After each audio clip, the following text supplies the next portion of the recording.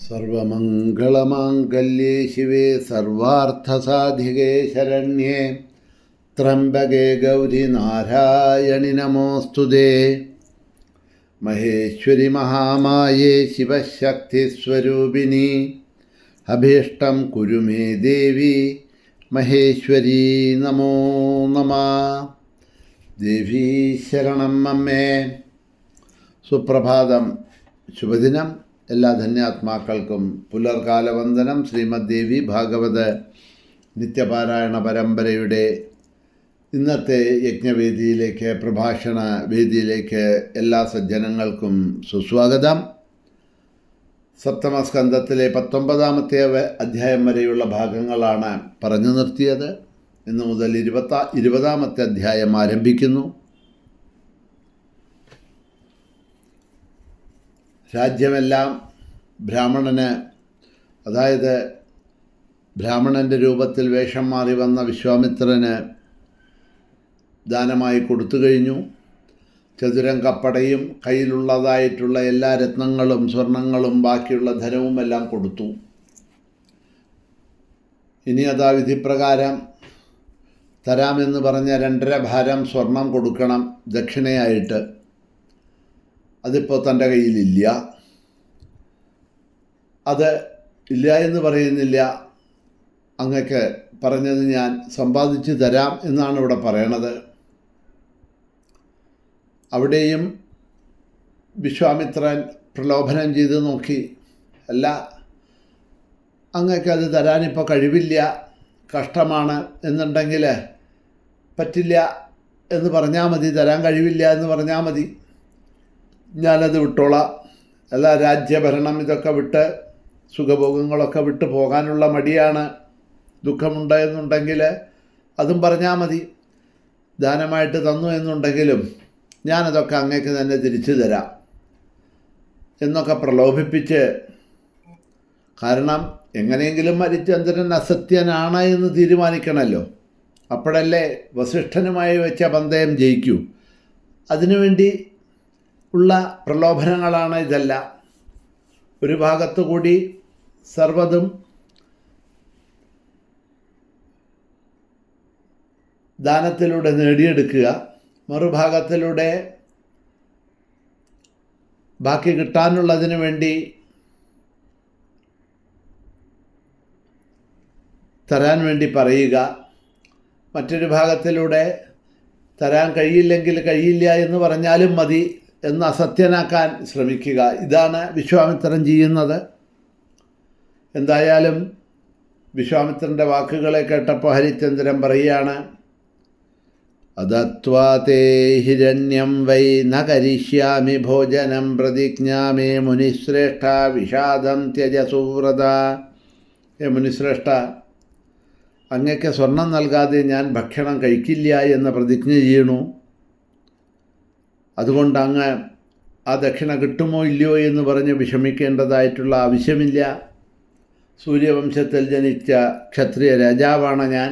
രാജസൂയ യജ്ഞം നടത്തിയവനാണ്. ആഗ്രഹിക്കുന്നതൊക്കെ എല്ലാവർക്കും നൽകിയിട്ടുള്ളവനാണ്. യാദൃച്ഛികമായിട്ടാണെങ്കിലും ദാനം നൽകിയ സ്ഥിതിക്ക് ഇനി ഇല്ല എന്ന് പറയുന്നത് എങ്ങനെയാ? ഞാൻ അങ്ങയുടെ കടം തീർച്ചയായും തന്നു തീർക്കാം. അങ്ങ് മനസ്സാഗ്രഹിച്ചത് അത്ര സ്വർണം ഞാൻ നൽകാം. അങ്ങ് വിചാരപ്പെടാതെ ചിന്ത ഇല്ലാതെ കണ്ടിരിക്കുക, കുറച്ചു സമയം കാത്തിരിക്കൂ, ധനം കയ്യിൽ കിട്ടുന്നത് വരെ എന്നൊക്കെ പ്രാർത്ഥിച്ചു.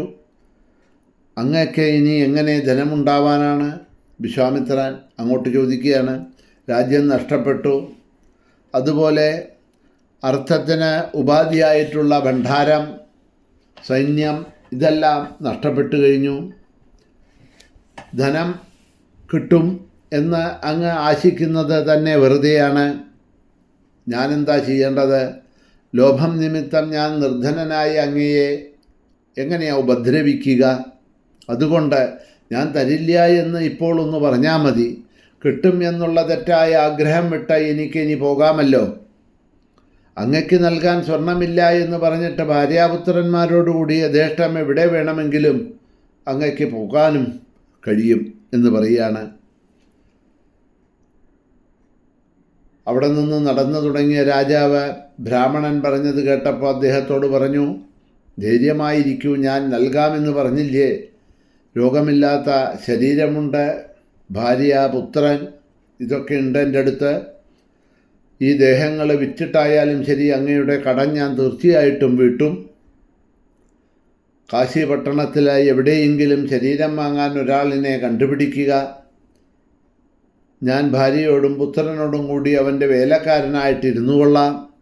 ഞങ്ങൾ 3 പേരെയും 2.5 ഭാരം സ്വർണം വില വെച്ച് വിറ്റിട്ട് ആ സ്വർണം മുഴുവൻ അങ്ങ് എടുത്ത് സന്തുഷ്ടനായിക്കോളൂ എന്നൊക്കെ ഹരിശ്ചന്ദ്രൻ പറഞ്ഞു. അദ്ദേഹം ഭാര്യയോടും പുത്രനോടും കൂടി യാത്രയായി. എവിടെയാണോ ശിവൻ ഉമയോടുകൂടി സാന്നിധാനം ചെയ്യുന്നത് ആ കാശിയിലേക്കാണ് യാത്ര ചെയ്തത്. മനസ്സിന് ആഹ്ലാദമുണ്ടാക്കുന്നതായിട്ടുള്ള മനോഹരമായ പട്ടണം കണ്ടു. ആ ഭഗവാൻ പ്രത്യക്ഷമായി വസിക്കുന്നതായിട്ടുള്ള കാശി നഗരം കണ്ടതുകൊണ്ട് തന്നെ ഞാൻ കൃതാർത്ഥനായി എന്ന് മനസ്സിൽ ഹരിശ്ചന്ദ്രൻ വിചാരിച്ചു. അവിടെ ഗംഗയിലിറങ്ങി സ്നാനം ചെയ്തു. ദേവന്മാർക്കും പിതൃക്കൾക്കും തർപ്പണം ചെയ്തു.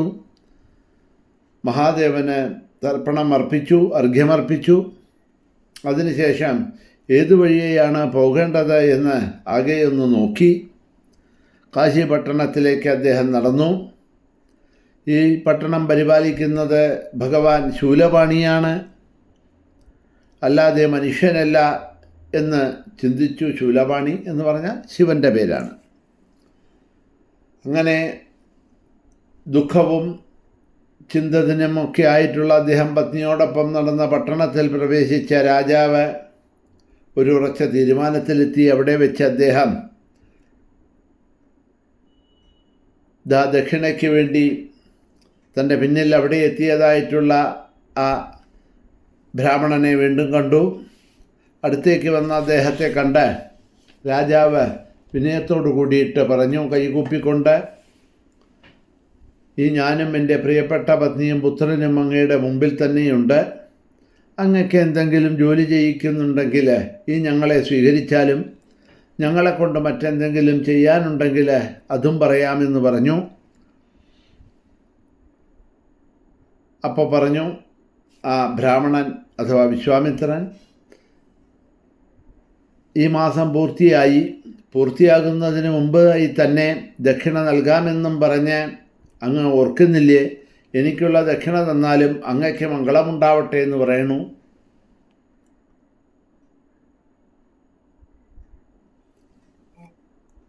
ബ്രാഹ്മണമാസം പൂർത്തിയായിട്ടില്ല, ഇനിയും 1/2 ദിവസം കൂടി ഉണ്ടല്ലോ, അത്രയും സമയം കൂടി അങ്ങ് കാത്തിരിക്കുക എന്ന് ഹരിശ്ചന്ദ്രൻ പറഞ്ഞു. അങ്ങനെയാവട്ടെ, ഞാൻ വീണ്ടും വരാം. ഇന്ന് അങ്ങ് പ്രതിജ്ഞ ചെയ്ത പ്രകാരമുള്ള ദക്ഷിണ തന്നില്ലെങ്കിൽ ഞാൻ ശപിക്കും എന്ന് പറഞ്ഞിട്ട് ബ്രാഹ്മണൻ പോയി. അപ്പോൾ രാജാവ് ആലോചിച്ചു, പ്രതിജ്ഞ ചെയ്ത പ്രകാരം ഞാൻ എങ്ങനെയാണ് അദ്ദേഹത്തിന് ഇത്രയും വലിയ ഒരു ദക്ഷിണ കൊടുക്കുക? എനിക്കിവിടെ സമ്പന്നരായ മിത്രങ്ങളൊന്നും ആരുമില്ല. ഇപ്പോൾ ഇവിടെ നിന്നാണ് ഇത്രയും അധികം ധനം കിട്ടുക? ആരോടെങ്കിലും യാചിക്കുന്നത്? ആരാ യാചിക്കാനായിട്ടുള്ളത്? രാജാവായിട്ടുള്ള ക്ഷത്രിയനായിട്ടുള്ള തനിക്ക് യജനം, അധ്യയനം, ദാനം എന്നീ 3 വൃത്തികളല്ലേ